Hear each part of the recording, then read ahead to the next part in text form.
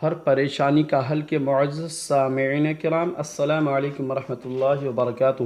قرآن پاک کا ایک ایک لفظ بہت ہی بامعنی، بامقصد، بڑی شان والا، بڑی عظمت والا ہے۔ ایک لفظ کے پڑھنے پہ 10 نیکیاں مل جاتی ہیں، 10 گناہ معاف ہو جاتے ہیں، 10 درجات بلند ہو جاتے ہیں۔ جس طرح الف لام میم، اس کو ایک لفظ نہیں بلکہ 3 کہا گیا ہے۔ الف پہ 10 نیکیاں، لام پہ 10 نیکیاں اور میم پہ 10 نیکیاں۔ آپ الف لام میم پڑھیں گے تو 30 نیکیاں آپ کو مل جائیں گی، 30 گناہ آپ کے معاف ہو جائیں گے، 30 درجات بلند ہو جائیں گے۔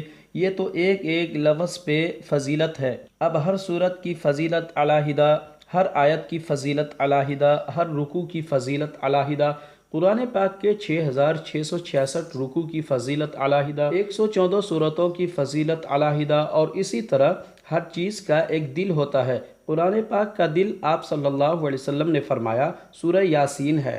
دل ایک مرکزی چیز ہوتی ہے، سب سے اعلیٰ چیز ہوتی ہے، اور دل کے اشاروں پہ، دل کی مرضی پہ انسان کا سارا وجود کام کرتا ہے۔ آپ کو اگر کوئی کھانے کی دعوت دے، آپ یہ نہیں کہتے کہ میرا منہ نہیں مانتا، کھانا تو آپ نے منہ سے ہے، آپ فوراً کہیں گے کہ میرا دل نہیں مانتا۔ بات دل کی ہوتی ہے۔ آپ کو کوئی بندہ کہے کہ آج ہم نے فلاں جگہ پہ جانا ہے، تو آپ کی مرضی نہیں ہو تو آپ فوراً کہیں گے میرا دل نہیں چاہتا جانا، تو آپ نے پاؤں سے چل کے ہے، آپ یہ نہیں کہیں گے کہ میرے پاؤں نہیں چاہتے۔ اگر کوئی کہے میری طرف دیکھو تو صحیح، آپ فوراً کہیں گے میرا تو دل ہی نہیں چاہتا کہ آپ کی طرف دیکھوں۔ ہر بات دل پہ آ کے ختم ہو جاتی ہے، تو دل کو جسم کے اندر ایک سرداری کی حیثیت حاصل ہے۔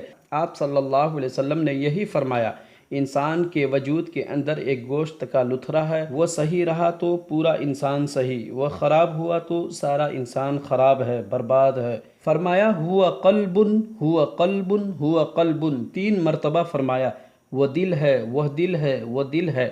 اسی طرح قرآن پاک کا دل سورہ یاسین کو کہا، یہ مرکزی جگہ ہے۔ قرآن پاک کی ہر صورت کی فضیلت، اسی طرح سورہ رحمان، اسے قرآن پاک کی دلہن کہا گیا، خوبصورتی کہا گیا۔ اب دل تو سب کا سردار ہے، آپ اس دل کی تلاوت کر لیں، اس کے 3 بڑے فائدے میں آپ کو بتاتا ہوں۔ فائدے تو بے شمار ہیں، آپ ان کا شمار ہی نہیں کر سکتے، اتنے فائدے ہیں۔ 3 منفرد فائدے، خاص قسم کے فائدے۔ سب سے پہلا فائدہ یہ ہے، کوئی بندہ راہ راست سے بھٹک گیا ہے، گمراہی کے کام اس نے شروع کر دیے ہیں، ہدایت والے کاموں کو چھوڑ دیا، بے دینی اس نے اختیار کر لی، آپ اس سورت کو پڑھ کر اس کے لیے ہدایت کی دعا کریں گے تو انشاءاللہ اللہ اپنی رحمت سے اسے ہدایت نصیب فرمائیں گے۔ یہ وظیفہ آپ نے سورہ یاسین والا فجر کی نماز کے بعد کرنا ہے۔ یہ ضروری نہیں کہ فوراً فجر کی نماز کے بعد ہی شروع کریں، اشراق پڑھنے کے بعد بھی آپ پڑھ سکتے ہیں۔ فجر کے بعد فوراً آپ نے پڑھ کے دعا کی ہدایت کے لیے، تب بھی ٹھیک ہے۔ اشراق کی نماز کے بعد آپ نے پڑھ کے اس کی ہدایت کے لیے دعا کی، تب بھی ٹھیک ہے۔ یہ نہیں کہ ایک ہی دن کر کے چھوڑ دیں، کرتے رہیں یہ دعا۔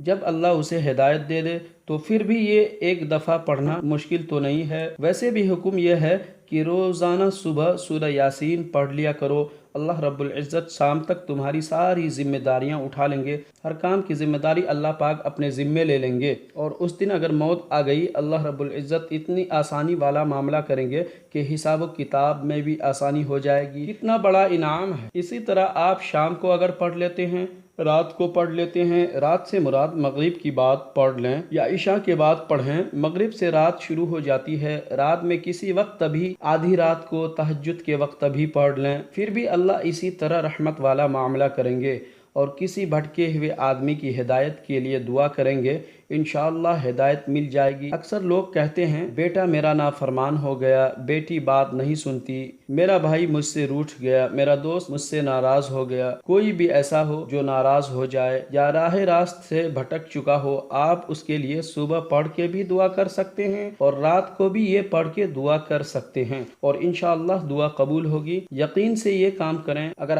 آپ کے یقین میں کمزوری ہوگی تو فائدہ نہیں ہوگا۔ اور دوسرا اس کا فائدہ، ولادت کے وقت بچے یا بچی کی ولادت ہو تو اللہ جانتا ہے جو بھی ہے، ولادت کے وقت تکلیف ہو، یہ سورہ یعنی سورہ یاسین پڑھ کے دم کر دیا جائے، اللہ ولادت میں بھی آسانی والا معاملہ کر دیتے ہیں۔ لوگ اس بات سے ڈرتے بھی ہیں، سورہ یاسین جو ہے مرتے وقت پڑھی جاتی ہے۔ اب کئی لوگوں کے من میں یہ سوال پیدا ہوگا، سورہ یاسین مارنے کے لیے ہے۔ سورہ یاسین مارنے کے لیے نہیں، جب آخری وقت ہوتا ہے اللہ اس کے ساتھ بھی آسانی والا معاملہ کرتے ہیں۔ اگر یہ پڑھی جائے، سورہ یاسین کی تلاوت کی جائے تو آسانی ہے کہ موت تو ایک دن آنی ہے، اگر اس کی موت کا وقت مقرر ہے تو روح آسانی سے نکل جائے گی، اور اگر موت کا وقت مقرر نہیں ہے اس تکلیف سے اللہ اسے نجات دے دیں گے، اسے اللہ صحت عطا کر دیں گے، دونوں باتوں میں سے ایک ہو جائے گی۔ یہ نہیں کہیں بس سورہ یاسین پڑھی تو فوراً گیا۔ اکثر لوگوں کے ذہن میں وہ ڈرتے نہیں پڑھتے، اسے ڈرے نہیں، یہ ماننے کے لیے نہیں ہے، یہ فائدے کے لیے ہے۔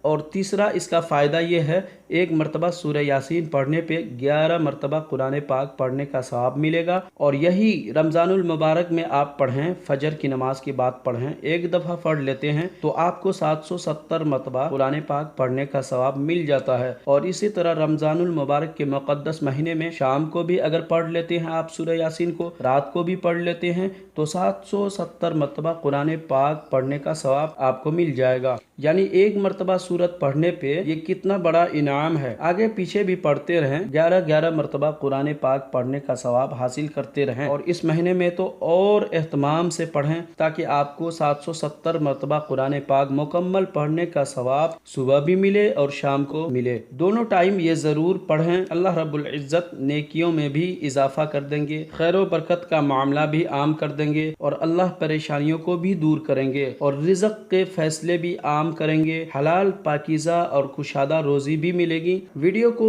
دل سے لائک کر دیجئے، شیئر کر دیجئے، اچھی بات پھیلانا صدقہ جاریہ ہے۔ کوئی سوال ہو تو کامنٹ بھی کر سکتے ہیں، انشاءاللہ کامنٹ کے ذریعے سے آپ کے سوال کا جواب ضرور دیا جائے گا، لیٹ سے صحیح۔ میں حافظ وسیع احمد، ملتے ہیں پھر کسی نئے ٹاپک کے ساتھ، خدا حافظ۔